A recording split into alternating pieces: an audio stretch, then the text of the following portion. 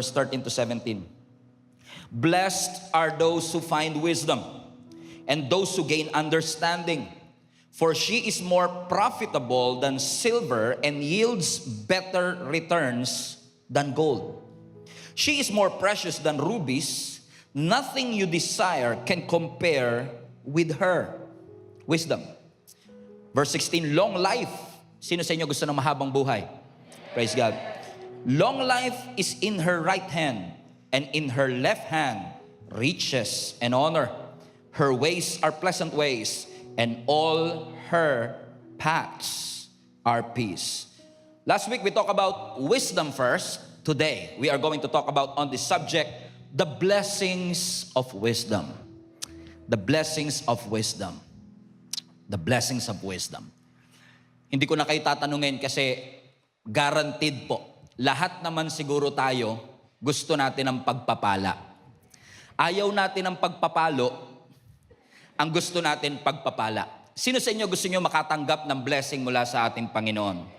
And sometimes, in our desperation na makahanap at makareceive ng wisdom, ipinapanalangin natin sa Panginoon, Lord, bigyan mo ako ng wisdom. Yung iba siguro sa inyo, hindi nyo lang pinagpipray, dinedeclare nyo araw-araw, I am blessed and highly favored. Pero yung iba, grabe, nilevel up pa. Hindi lang nila pinagpipray, hindi lang nila dinedeclare, minsan ipinagfa-fasting pa nila. Kasi gusto talaga nilang makamit yung matagal na nilang ipinapanalangin sa Panginoon. Pero habang ako po ay tumatagal sa pagiging Kristiyano, nare-realize ko rin po ang malinaw na sinasabi ng Biblia sa atin na ang mga pagpapala ay hindi binibigay ng Diyos ng random. Ibig sabihin, kung ang Diyos ay magbibigay sa atin ng pagpapala, usually, yung mga blessing na ibinibigay ng Lord ay response.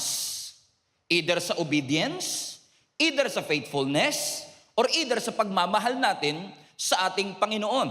Bakit po? Naniniwala ako that God will never give us something that He will intend for us to waste.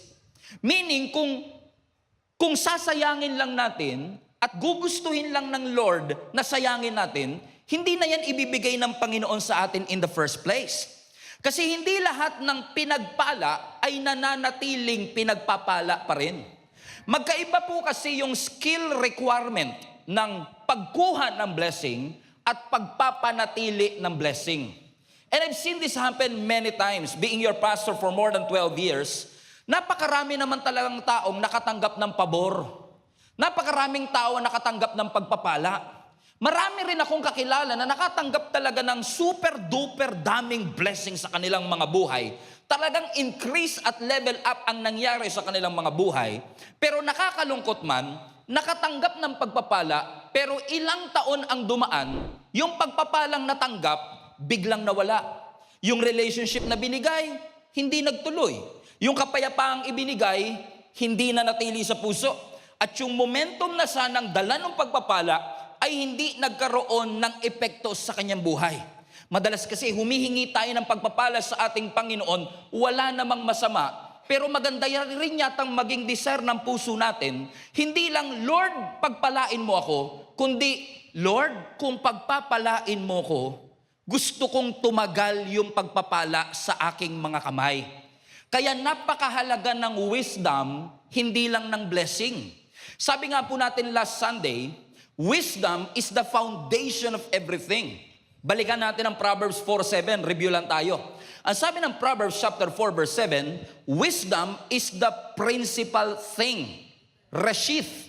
Nang ibig sabihin ng reshith, foundation.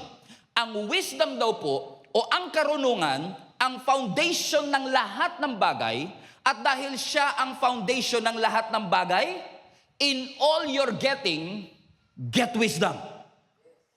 Pursue wisdom. Are you still with me? Now, napapansin niyo mga kapatid na hindi po sinabi ng Bible na money is the principal thing. Hindi sinabi ng Bible na money ang foundation ng lahat ng bagay. Hindi sinabi ng Bible na favor ang foundation. Hindi sinabing influence ang foundation.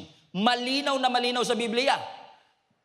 Wisdom is the foundation of everything. Ibig sabihin, bago yung increase, wisdom ang mas mahalaga. Bago ang influence, wisdom ang mas importante. Kasi ang wisdom, hindi lang siya isa sa mga blessing, kundi ang wisdom, ang foundation na nagdadala sa lahat ng blessing. Okay, nag-guess nyo ba yung sinasabi ko? Let me repeat for you. Let me slow down a little bit para mas maunawaan ninyo. Ang wisdom, hindi lang siya basta regalo na binibigay ng Diyos bilang blessing. In fact, ang wisdom ay foundation na nagdadala ng lahat ng blessing. Ibig sabihin, yung yaman tsaka wisdom, hindi magkapareho yan ng kategory. Ang sinasabi ng scripture, yung riches, yung yaman, yung financial freedom, magandang i-desire, pero wisdom is the foundation of everything. Kasi kung meron kang yaman pero walang wisdom, yung yaman dadaan lang. Pero if you have the wisdom, kahit walang yaman, yung yaman mamamagnet. Because you have, come on, are you with me? Everybody say, wisdom is the foundation of everything. Amen? Kaya po, naalala nyo last week, last Sunday, pinag-usapan po natin ang buhay ni Solomon. Ang kinikilala po na isa sa pinakamatalinong tao na nabuhay dito sa mundo, except of course kung ikukumpara mo kay Jesus.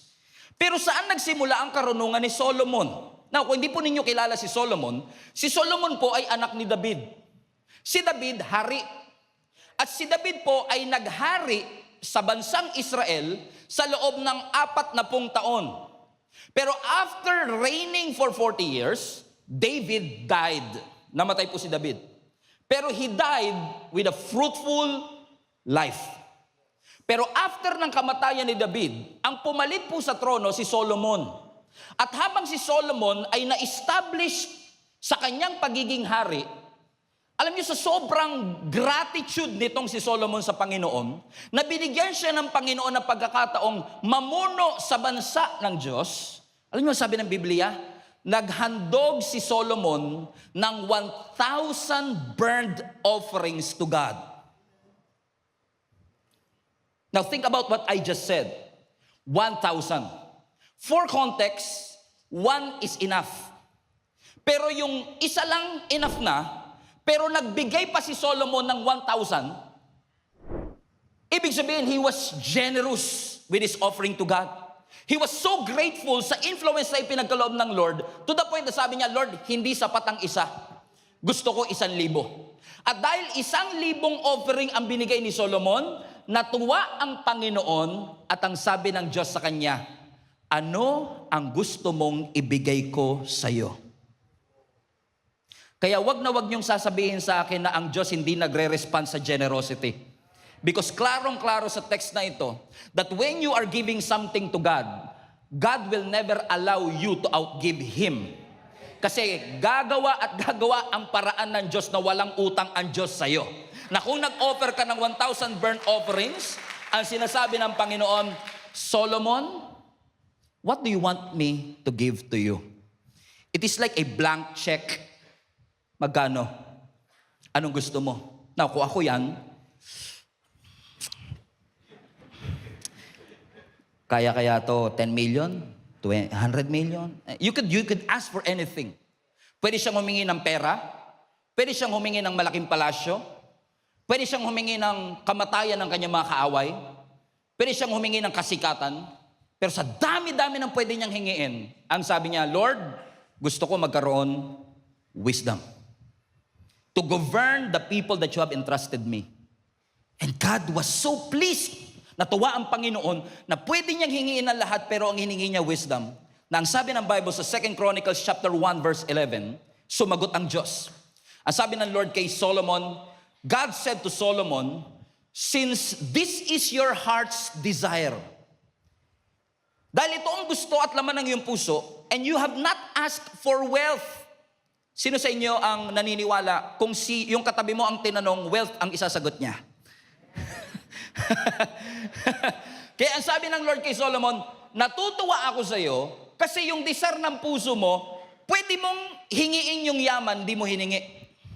Pwede mong hingiin possession, hindi yung ma-possess, kundi meron kang pag-aari. Hindi niya hiningi. Pwede niyang hingiin yung honor, hindi niya hiningi. Sabi ng Lord, pwede mong hingiin ang kamatayan ng iyong mga kaaway, pero hindi mo hiningi. And since, next verse, and since you have not asked for a long life, pwede rin niya hingingin yung mahabang buhay, pero hindi niya hiningi. But you ask for wisdom and knowledge to govern my people over whom I have made you a king. Fasten your seatbelt. Verse 12, and therefore, wisdom and knowledge will be given to you. Hold on a second, di pa tapos. Highlight this part. And I will give you also. Question, hiningi ba niya yung yaman? Hiningi ba niya yung possession? Hiningi ba niya yung honor? Pero dahil tama yung order ng paghingi, kahit hindi hiningi, binigay. Kahit hindi hiningi. Ang punto, simple lang. Kung tayo siguro tinanong, wag ko na kayo dadamay, baka magalit kayo sa akin eh. Kung ako na lang, siguro kung ako binigay, ang unang papasok sa isip ko, siguro pera para makapagpagawa ng building ng church. May mga ganyan pa tayo minsan, ano? Okay, para makatulong sa mahihirap, tapos maibablog ko. Di ba? Pero ang sabi ng Lord, pwede kang humingi ng lahat ng bagay, pero dahil hindi mo yun hiningi, kahit na hindi mo hiningi yung wealth, dahil hiningi mo yung wisdom, I will also give it to you. Ibig sabihin, when Solomon asked for wisdom, God also gave to him what he did not ask for. Now we understand our text today. Because ang sabi ng text natin sa Proverbs 3:13, blessed are those who find wisdom. So kung mapansin nyo, yung wisdom, hindi siya blessing itself, kundi pinagpala ang mga taong may wisdom. Now, tignan niyo uli yung verse. Hindi po sinabi ng Bible, pinagpala ang mayayaman. Hindi sinabi ng Bible, pinagpala ang maraming koneksyon. Hindi, ang sabi ng Bible, pinagpala ang merong wisdom. Ibig sabihin, people who has wisdom is blessed. Bago pa dumating yung pera, bago pa dumating yung promotion, bago pa dumating yung material things, kapag meron ka na ng wisdom, blessed ka na kagad. Paano yun nangyari? Talon tayo sa verse 15. Sabi ng verse 15, she is more precious, she referring to wisdom, so wisdom is more precious than rubies. Everybody read now. And nothing you desire, highlight that part, can compare with wisdom. Meaning, you could ask for anything. Pwede kang humingi ng kahit anong bagay. Pero ang ginagaranti ng Bible, kahit anong i-desire ng puso mo, hindi yan higit sa wisdom. Ibig sabihin, gaano mang kalaki ang desire ng puso mo, lahat ng desire inferior sa wisdom. Hindi niya pwedeng lagpasan ang wisdom. Are you still with me, mga kapatid? Ibig sabihin, wala kang pwedeng hingiin sa mundo na mas mataas pa sa karunungan. This is what the Bible is saying to us. Meaning, wala tayo pwedeng i-desire. Bagong opportunity, breakthrough, bagong relationship, mas maraming pera, promotion sa trabaho. Nothing that you can desire na pwedeng mas higit pa sa wisdom. Why? Because you cannot compare it with wisdom. Okay, hindi niyo ako maunawaan. Bakit? Kasi, everybody say desire. Kasi pag nagdi-desire ka ng isang bagay, like nagdi-desire ka ng malaking bahay, usually ang desire natin is all about what we want. Kaya desire eh. Pero ang wisdom iba. Wisdom, ang desire is all about what you want. Pero ang wisdom is all about what's good for you. Kaya siya magkaiba. Kasi pwedeng may dinidesire ka, hindi makakabuti sa'yo. Kaya, yung wisdom na sinasabi ng Biblia, maaaring hindi mo gusto, maaaring hindi mo pangarapin. Pero kung ito makakabuti sa iyo, yon ang ipagkakalob at iaalaw ng Panginoon sa atin. Okay. Hallelujah. Praise God. Amen. Bakit? Kasi pwedeng ikaw yung klase ng Kristiyano na napakaraming potensyal. Grabe pagtawag ng Panginoon. Pero kapag wala yung wisdom, yung potensyal mananatiling potensyal. Are you with me? Halimbawa, hindi ako nagbe-bake ng cake. Hindi ako baker. Mahilig lang ako bumili sa bakery. Pero hindi ako baker. Pero alam ko, pag nagluluto, nagbe-bake ka ng cake, kailangan mo ng harina. Kailangan mo ng asukal. Kailangan mo ng butter. Kailangan mo ng oil o mantika. Pero kahit na mamahalin ang ingredients, kung hindi mo alam mag-bake, yung mantika mananatiling mantika. At yung harina mananatiling harina. So it's one thing to have the ingredients in front of you. But it's another thing to have the skill to bake the cake.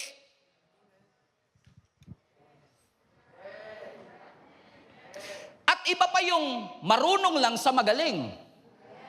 Kasi ang sabi na, pagka nagtanong kayo sa mga baker, nagtanong-tanong ako, maraming mga sikat na baker dito sa church natin, nagtanong-tanong ako. Alam mo, ang sabi nila, Pastor, napakahalaga ng timing sa pagbe-bake. Kasi pag nasobrahan ka ng lagay sa oven, pwedeng masunog. Pag kinulang, hindi mabubuo. May measurement pa yan. Pag hindi tama ang measurement, makaka-apekto sa lasa. Pag di tama ang measurement, makaka-apekto. Minsan titigas yung cake. Bukod doon, kailangan tama pa yung temperature. Kasi pag hindi tama yung temperature, pwedeng mag-shrink. Now, may mantika na nga ako eh. Poproblemahin ko pa ba yan? Bakit? Kasi ganun sa buhay. Hindi porket may potential ka, magsasucceed ka sa buhay. Kasi it's one thing to have a potential, it's one thing to have a calling, it's one thing to have the talent, but if you don't have the wisdom to use the talent, if you don't have the wisdom to use the resources that God has entrusted to you, yung perang meron ka, pwedeng ikayaman ng iba, pero yung perang hawak mo, pwedeng ikalugi mo. Anong difference? Pareho kayong may pera, pero yung isa may wisdom, isa wala. Tahimik ka. Sabi mo sa katabi mo, mukhang ikaw tapit ng pastor na kamukha ni Glock 9. Sabi mo nga sa kanya.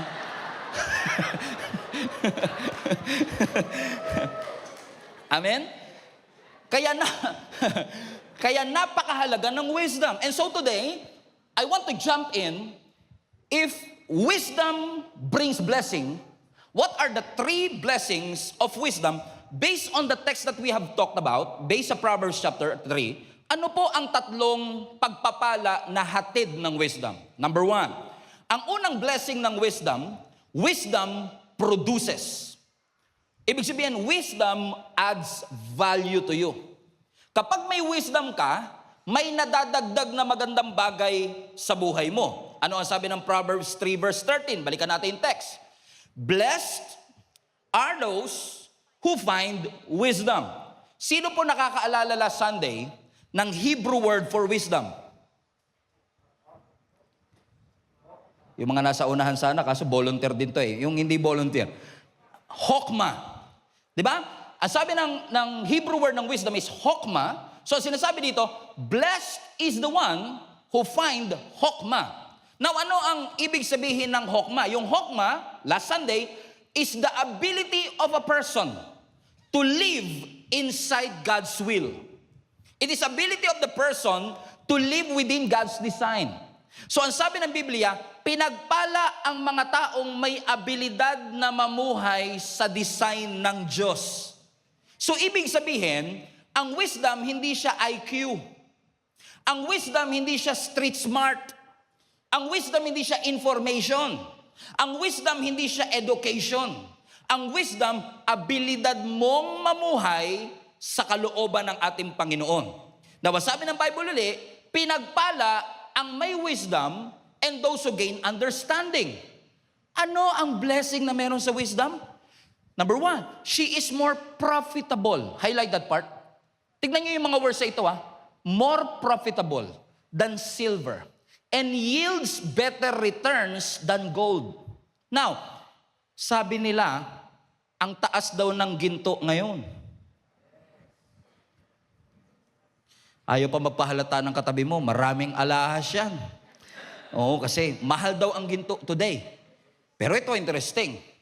Mahal daw ang ginto, pero ang sabi ng Bible, yung wisdom, mas matindi ang balik kumpara sa ginto. It better returns than gold. She is more precious than rubies, and nothing you can desire can compete with her. Long life is in her right hand, and in her left hand, riches and honor. Now, look at this phrase. Profitable. Better returns. Riches. Di ba yan yung language ng investment? Pag nag-i-invest ka, yan yung mga language na ginagamit ng investment. This investment is profitable, meaning kikita ka. This investment will bring better returns. Yayaman ka rito sa stock na to. Yayaman ka dito sa Bitcoin na to. Kung mapapansin nyo, yung mga salita na yan, madalas may kinalaman saan? Sa investment. Ibig sabihin, kung meron kang wisdom, wisdom compounds. Wisdom is productive. In essence, sa kultura at lengguwahe natin, if you invest in wisdom, the wisdom will outshine the market of our generation. Bakit? Ang pera mawawala, ang ginto pwedeng nakawin, pero ang wisdom, bibigyan ka niya ng kakayanang magdesisyon ng tama. Tuturuan ka ng wisdom para mag-progress. Bibigyan ka ng wisdom ng paraan paano ka magtatagumpay sa iyong buhay. Yes, ang wisdom, pipigilan kang gawin ng mali. Pero ang wisdom, tuturuan ka rin niya kung ano yung tamang gawin. So ibig sabihin, ini-imply ng verse sa atin na ang wisdom may balik. Ang wisdom may balik. That's why we need to pursue wisdom, kasi may binibigay ang wisdom. Hindi niyo ako maintindihan ha. Sino rito walang pera? Taas kamay. Biglang nagising ha. Usapang pera yan. Mukhang ikayayaman ko to ngayon ha. Di ba tayo? Malamang yung katabi mo, mayaman yan. Hindi lang nagsasalita. No? Para na lang sa mga hikaho sa buhay. Di ba pagka tayo usually, no, pag walang-wala ka, lalapit ka sa Panginoon, sabi mo, Lord, pengi naman pong pera. Okay, Lord, gamitin niyo yung katabi ko para mag-abot man lang ng magaspang sa kamay ko, na paghiwalay namin mamaya, makakuha man lang ako ng konting salapi sa kanya. Di ba? Parang syempre gusto mo. Now, nakikinig ka na ng preaching, umaating ka na ng Gia Kamanaba, so sabi mo, narinig ko si pastor, sabi niya, basahin daw natin ang Biblia kasi ang Biblia magbibigay sa atin ng wisdom para tayo ay magkaroon ng riches and honor. And totoo, babasahin mo yung Bible, at kung ikaw ay may digital Bible, meaning may search yung Bible mo, di magsisearch ka ngayon ng money.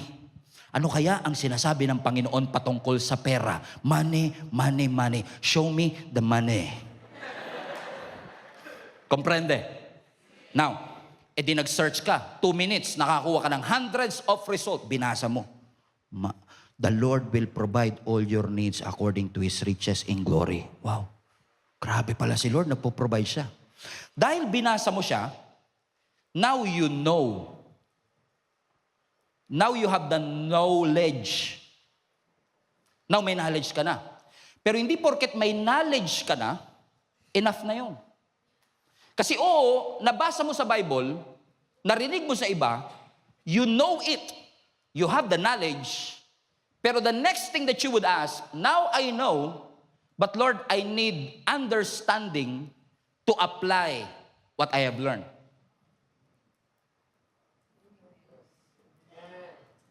Kasi apparently, pag humihingi tayo sa ating Panginoon, humihingi tayo, Lord, bigyan mo ako ng pera. Pero what if, ang totoong kailangan mo, hindi pera, kundi wisdom para pamahalaan yung perang meron ka na. What if lang? Kasi napansin ko po na napakaraming tao in our generation, baon sa utang, hindi dahil kulang ang pera. Baon sa utang kasi walang wisdom. Paano gagamitin yung perang meron siya? Paano i-invest yung perang meron siya? At paano isi-save yung perang meron siya? So you have the knowledge, but it doesn't mean you have the wisdom. Nakakalungkot yung iba. Pag hindi talaga binabasa ang Bible, gusto ng wisdom pero ayaw basahin yung knowledge. Humihingi ka ng wisdom pero tamad kang basahin yung knowledge. Okay, hindi ako maintindihan ha. Huwag kang umasang papasa ka sa exam kung di ka nagbasa. Kung di ka nag-review. So it's possible that we are asking God for a result. Pero ang sinasabi ng Panginoon, don't be lazy to read the Word. Because when you read the Word, you will have wisdom for you to apply. Kasi ang wisdom, hindi ka lang niya tutulungang... Pasensya na kayo, kanina pa tayo nagsasalita. Kasi ang wisdom, hindi ka lang niya tutulungang magtagumpay. Ang wisdom, tutulungan ka rin niyang mapanatili yung katagumpayan na meron ka. Kasi napakarami pong tao ngayon ang umangat pero hindi nagtagal. That's why we have to have wisdom in our lives. Sino sa inyo gusto nyo ng elevation? Gusto nyo ng success? Gusto nyo ng height? Yes, we all want increase in our lives, but wisdom brings increase and stability. That's why we need to ask God, Lord, I need wisdom in my life because I know that wisdom will be able to produce something in me. Tingnan nyo, pag ang tao may wisdom, alam niya kung kailan siya oo. Alam niya kung kailan siya hihinto. At alam niya kung kailan siya mag-aantay. Because it produces something in us. Are you still with me? Parang sapul na sapul katabi mo, no? Number 2, ano ang pangalawang blessing ng wisdom? Ano po yung una? Wisdom produces. Number 2, wisdom prevents. Wisdom prevents. Ibig sabihin, when you have the wisdom, may addition. Praise God. When you have the wisdom, may idadagdag. Pero when you have the wisdom, meron ding subtraction. Pag may wisdom ka, may idadagdag si Lord. May blessing na ibibigay. May breakthrough na ihahatid. Pero kapag may wisdom ka rin, hindi lang addition. May subtraction. Isusubtract niya yung pain. Isusubtract niya yung regret. Isusubtract niya yung panghihinayang. Sino sa inyo naniniwala, mga kapatid, na ang pinakamatitinding miracle sa buhay ng tao, hindi mo makikita? Sino sa inyo mga magulang na pagtapos niyo po ng pag-aaral ng inyong mga anak kahit nahikahos kayo noon? Taas kamay. Miracle ba yon? Miracle. Sino sa inyo na promote sa trabaho kahit na 2 beses ka lang pumapasok sa isang buwan? Miracle yan. Okay. So mapapansin nyo, karamihan ng milagro na ikinakategorize natin sa miracle, usually mga bagay na visible, tangible. Pero I believe also that the greatest miracle in our lives are not those who are visible, but those who are invisible. It is a miracle na kapag ikaw ay naaksidente, iningatan ka ng Diyos. Pero it's also a miracle na hindi na nangyari yung aksidente. Because you have the wisdom to follow the rules of the road. Magandang wisdom ay magandang blessing na, sino sa inyo grateful? Ang Diyos sukdulan ng biyaya.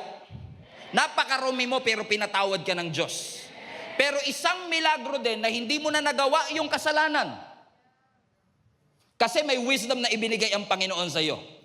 So, salamat Lord sa kapatawaran, pero salamat din na hindi mo na ako kailangang patawarin kasi hindi ko na siya nagawa. Sino sa inyo ang grateful sa mga blessing ng relationship? Umabot kayo ng 5 days. Okay, 5 years. Tumagal ang relationship. Pero isa ring malaking pagpapala na yung relationship hindi na kailangang dumaan sa hirap at kayo na talaga ang naging magkasama habang buhay. Ibig sabihin, yes, ang wisdom nagdadagdag, pero ang wisdom nagbabawas din ng panganib, nagbabawas ng aksidente, nagbabawas ng iyak, nagbabawas ng sakit. Ibig sabihin, may inihahatid ang wisdom sa atin, hindi lang dagdag ng dagdag, kundi yung bagay na hindi mo na mararanasan because you have the wisdom to navigate this life. Are you with me? Amen? So let's go to the verse again. Ang sabi ng verse 16, long life is in her right hand, and in her left, riches and honor. Look at the verse. Ano gusto nyo? Kanan, kaliwa? Parang doon ako sa kanan, pastor Ay parang gusto ko yung riches. Mapansin nyo, sabi ng Bible, long life is in the right hand. Riches and honor is on the left. Sino sa inyo gusto nyo riches and honor? Of course. Plastic naman ito. Of course we want to. Come on now. Kunwari yung, gusto ko long life. Of course we want riches and honor, correct? Pero hindi ba kayo nagtataka kung bakit right ang long life at left ang riches and honor. Sa Bible, mapapansin nyo ho yan, na sa Bible, pag kanan, hindi lang kanang kamay, basta everything that is right hand, kanan, always speaks about authority, priority. So sabi ng Biblia, when you have the wisdom, long life is the priority. And riches and honor is secondary. Bakit? Aanuhin mo yung yaman kung hindi ka buhay. Aanuhin mo yung retirement pay kung wala ka ng lakas para magbakasyon. So it's not just, when we say long life, hindi lang yan pahabaan ng buhay. When we say long life, it's not just 95 years old. Kasi pwedeng 95 years old ka nga, pero 75 pa lang gusto mo nang mawala. Kasi baliwala ang haba ng buhay kung miserable buhay mo. So it's not just about how long you will live, but the quality of your life while you live. So the Bible is telling us, come on now, that when you have the wisdom, priority ng wisdom, longevity of life. And then, riches and honor. Because the kingdom of God prioritizes the right order. And the right order should be, Lord, thank you for life. Because life itself is a blessing. Alam mo ang sabi ng Matthew chapter 6? Ano po sabi ng Matthew chapter 6? Don't worry about anything. Instead, don't worry about anything. Huwag mong aalalahanin ang iyong kakainin. Huwag mong aalalahanin ang iyong isusuot. Sa Bisaya, ayaw kabalaka. Huwag mong aalalahanin. Sabi mo sa katabi mo, don't worry, don't worry, don't worry. Napansin niyo po ba na yung mga bagay na inaalala mo, yun yung bagay na kulang ka? Kaya ko nga inaalala, pastor, kasi kulang eh. Pero what if, kaya kulang kasi lagi mo inaalala? Amen? Sabi ng Bible, do not worry about anything. Do not worry about tomorrow, but tomorrow will worry about itself. Bakit ano ang sinasabi ng Biblia? Isn't life more valuable than food? Ibig sabihin na sinasabi ng Scripture, masyado ka nakafocus sa material blessing, pero hindi ba ang pinakamatinding blessing talaga ay yung buhay? Life itself? Because when you have the longevity of life, you will have everything. Amen? Meaning, the wisdom that God gives to each and every one of us is able to teach us, for us to experience life in its fullness. Pine-prevent tayo ng wisdom na wasakin ang ating kinabukasan at wasakin ang ating buhay. Because hindi naman sinasabi ng Bible na hindi ka daranas ng pagsubok. Hindi po sinasabi ng Bible na walang pressure. Hindi sinasabi ng Bible na walang pain. Pero ang pinapangako ng ating Panginoon, the wisdom from the Lord will protect you so that you will be able to enjoy the life that God bled for and died for at the cross for you. Ecclesiastes chapter 7 verse 12. Wisdom is a shelter as money is a shelter. But the advantage of knowledge is this. Everybody read now. Wisdom, highlight that part, preserves those who have it. If you have the wisdom, there will be preservation. Kapag may wisdom, maiiwasan mo ang unnecessary conflict. Salamat pag na-conflict ka, tutulungan ka ni Lord. Pero salamat din na hindi na ako dumaan sa conflict. Lord, maraming salamat din na hindi na ako nasugatan in the first place. That you did not just extend my life, you give me a quality of life. Na di bali ng 60 years old lang pero quality, kesa 95 years old pero miserable. Proverbs chapter 22 verse 3, a prudent person foresees danger and takes precaution. Look at that verse. A prudent, highlight that part. Now yung salitang prudent, ibig sabihin yan, maingat. Nag-iisip muna bago humakbang. So sinasabi ng Biblia sa atin, ang mga nag-iisip bago humakbang, yung mga prudent at maingat, yung cautious, hindi sila yung, bahala na, mukhang okay naman, try nga natin one time lang, hindi sila yon. Pero yung prudent, sila yung maingat. Ang sabi ng Biblia, ang mga prudent o maingat, maingat sila sa kanilang mga nagiging hakbang. Kasi yes, ang wisdom nagbubukas ng pintuan. Pero ang wisdom tuturuan ka rin, wag yung pintuan na yan. Wag mong hahawakan yung pintuan na yan. Because wisdom will guard you. Hindi po lahat ng nangyayari sa buhay ng tao, atake ng kaaway. Ulitin ko lang. Hindi po lahat ng problema natin dahil sa dyablo. Tahimik na nga yung dyablo sa totoo lang eh. Sabi niya, parang ang taas ng blood pressure ko today. Inaatake yata ako ng dyablo. Ang sabi ng mga dyablo, damay na naman tayo dito. Eh, yung kinain niya yung kanina eh. Kaka-crispy pata mo kasi yan. Tapos nagdamay pa. Masyado natin binibigyan ng credit ang dyablo sa lahat ng mga wrong things na meron sa ating buhay. Pero karamihan ng mga problema natin, hindi dyablo may pakana. Huwag ka titingin sa katabi mo. Diretso lang. Dyablo pinag-uusapan, nakatingin ka. Baka ma-misinterpret niya, nasa church pa naman tayo. Hindi lahat ng sakit na nararamdaman ng tao, spiritual attack. May mga sakit at sugat tayong nararanasan dahil sa mga avoidable decisions naman. Pwedeng iwasan, pero hindi na iwasan kasi hindi nakinig. Halimbawa, regret. Alam niyo po ba na ang regret is actually sakit na nararamdaman natin na pwede sanang iwasan ng wisdom. Halimbawa, narinig niyo na ba ito sa katabi niyo? Sana nakinig ako noon eh. Alam ko naman dati yun, pero mahal ko kasi.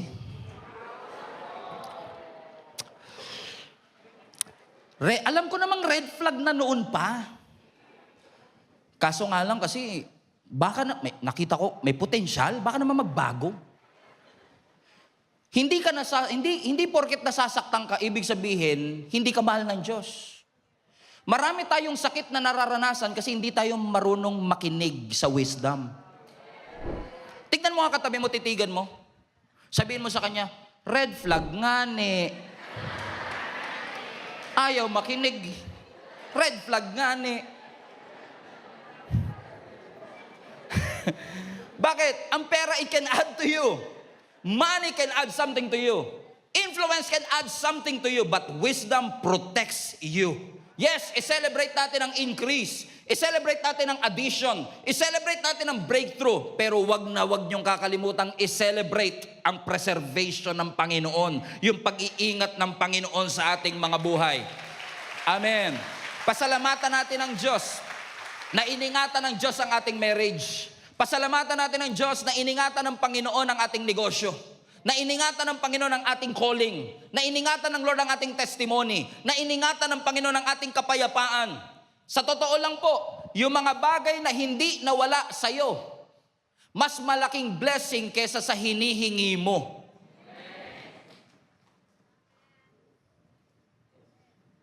Mas malaking blessing minsan yung bagay na hindi nawala sa'yo, kesa yung mga bagay na pinagpe-pray mo. Nagpe-pray ka ng bagong bahay, good. Pero yung hindi nawala yung pamilya mo, mas malaking blessing yon kesa dun sa bahay. Sinong titira sa bahay?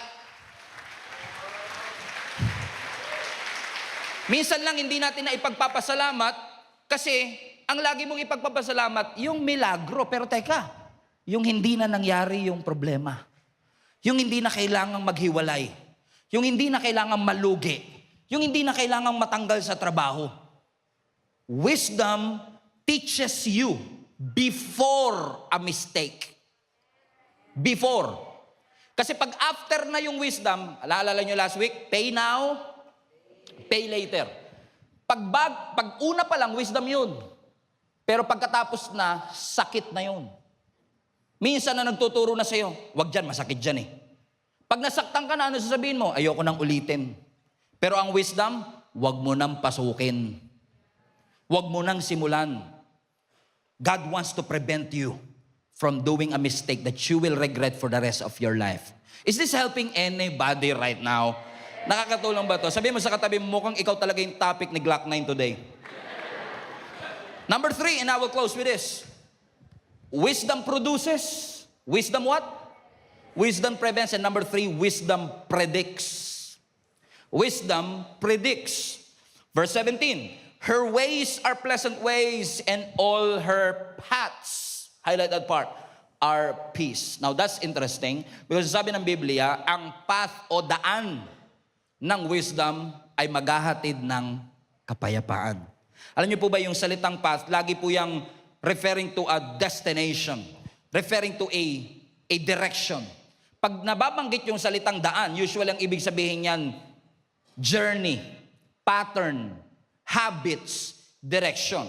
So kung sinasabi ng Bible that wisdom, yung paths ng wisdom ay papunta sa kapayapaan, ang sinasabi ng Biblia sa atin, ang wisdom nagpo-produce ng predictable future. Kasi through wisdom, hindi pa nangyayari na pe-predict mo na base sa pattern niya today. Okay? Kumbaga parang hindi ako manghuhula, pero kung titignan ko yung pattern mo today, eto ending niyan. Wala nang nag-i-amen ah. Kinakabahan sila eh. Mukhang ako susunod dito ah. Walang tumataba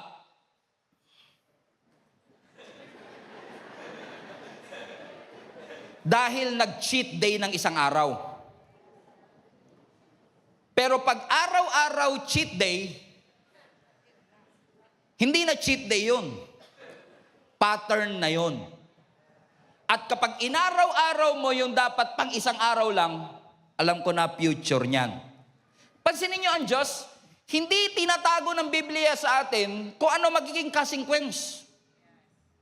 In fact, malinaw na sinasabi ng Biblia, sumunod ka, pagpapalain ka. Predictable eh. So kapag di ka sumunod, huwag ka mag-expect ng pagpapala. Pag hindi ka sumunod, pagpapalo yun. Pero pag sumunod ka, predictable eh. Hindi ako judgmental. Hindi din judgmental ang nanay mo. Na-predict lang nila na kapag ka buong gabi kang naglaro ng computer games, Pastor, hindi naman kasalanan nun. Maraming bagay na hindi kasalanan, pero hindi maganda dulot din. Okay. Hindi ko sasabihin sa inyo ang sagot. Pero pag nagpuyat ka ng, halimbawa, natulog ka 4:00 na ng madaling araw, kakalaro. Huwag kayong mag-alala, taga-ibang church to ha. Kasi dito walang ganyan eh. Okay? Naglaro ka, computer. Hindi naman mali.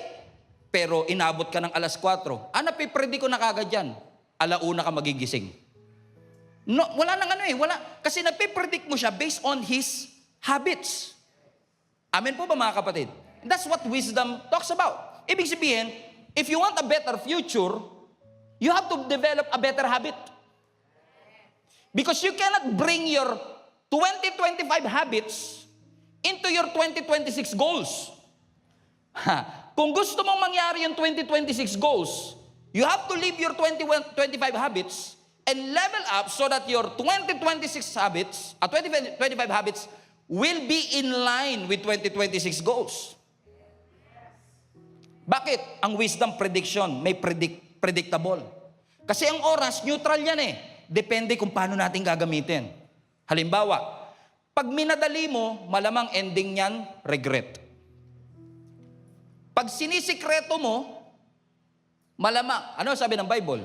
Anong sabi natin madala? Walang lihim na hindi nabubunyag. So, ang dulo ng lihim, bunyag. Hala. Ayaw mo magpa-accountable, ayaw mo magpa-correct, ayaw mo may nagagabay sa'yo, ayaw mo may sumasaway sa'yo. Feeling mo, nanay mo, kalaban mo. Feeling mo, tatay mo, kalaban mo. Feeling mo, kumari mo, kalaban mo. Kasi kinurek ka. Pag walang accountability, ano ending? Bagsak, failure. Hindi sila judgmental. Nape-predict lang based on our pattern. Shinortcut mo, malamang mawawala. Naunawaan niyo yung sinasabi ko? Halimbawa, nasa kalsada ka, may nakita kang isang kotse, ang bilis, diretso sa'yo.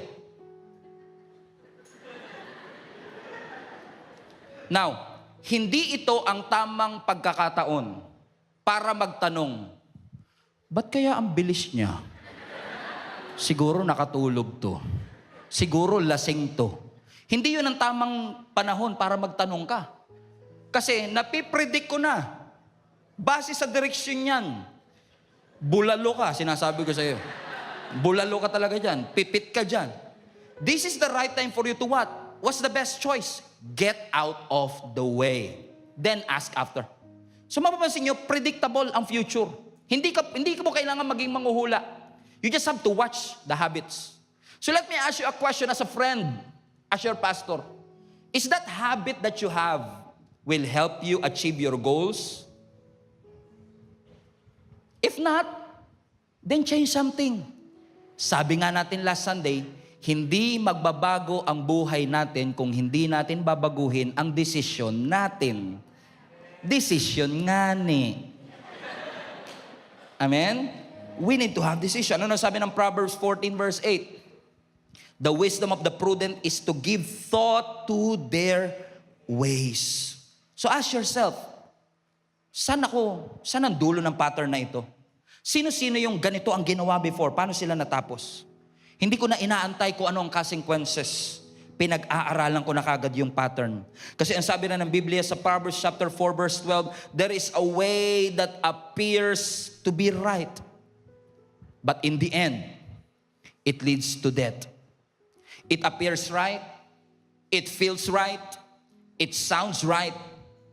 Pero sa wisdom, it asks the question, it feels right, it sounds right, it appears right, but is this thing in accordance to the will of God? Hindi lang pakiramdam ko, tama to. Hindi. Naka-align ba to sa kalooban ng Diyos? That's what wisdom taught you. Parang pag pinakinggan ko, tama. Teka lang. Pag pinakinggan mo, tama, pero ito bang bagay na ito, attractive lang, pero hindi siya pasok sa kalooban ng Panginoon. Because the Bible is very clear. Blessed are those who find wisdom. And today, as we put an exclamation point to this mini-series that we had, is this message blessed you, mga kapatid? Napagpala ho ba kayo, mga kapatid? Now, the goal of this message is not for me to say, kaya kayo, global family, mas maging matalino kayo. Our goal is not to be smart. Because at the end of the day, I know that wisdom is more than just a lesson that we need to hear. Wisdom is somebody that you need to encounter. Because the Bible says in Matthew chapter 12, verse 42, this was Jesus Christ speaking. Ano sabi ni Jesus Christ? The Queen of the South will rise at the judgment with this generation and condemn it. Verse 43, for she came, the Queen of the South, from the ends of the earth to listen to Solomon's wisdom. Everybody highlight this part. And now, something greater than Solomon is here. Now, for context, yung sinasabi dito ni Jesus na Queen of the South was actually from the Chronicles, kung saan this was referring to a queen na ang tawag ay queen siya sa Sheba. She was actually the Queen of Sheba. Yung Sheba ngayon ay present-day Yemen. Now, itong Queen of Yemen, ang sabi ng Biblia, ang sabi ng history, napakayaman. Kaya nga, ma-Yemen. Okay? So, itong Queen of Sheba na Yemen, napaka-Yemen, she had the influence and she was the queen after all. Queen na hindi na kailangan mag-travel. Pero ang sabi ng Biblia, nung narinig ng Queen of Sheba, yung wisdom ni Solomon, because Solomon became famous because of the wisdom that he had, to the point na sabi ng Biblia, itong Queen of Sheba was so curious, hindi lang sa wisdom ni Solomon, kundi yung pinanggagalingan ng wisdom ni Solomon. Kasi alam ng Queen of Sheba, narinig niya na itong wisdom ni Solomon galing daw sa Diyos. At alam niyo ginawa ng Queen of Yemen? She traveled 1,500 miles, almost 3,000 kilometers, walang tren, walang eroplano, just to meet Solomon and listen to his wisdom. Now let's go back to the verse. Ang sabi ng Matthew 12:42, itong Queen of Sheba, pumunta siya to the ends of the earth to listen to the Queen of Sheba at to Solomon.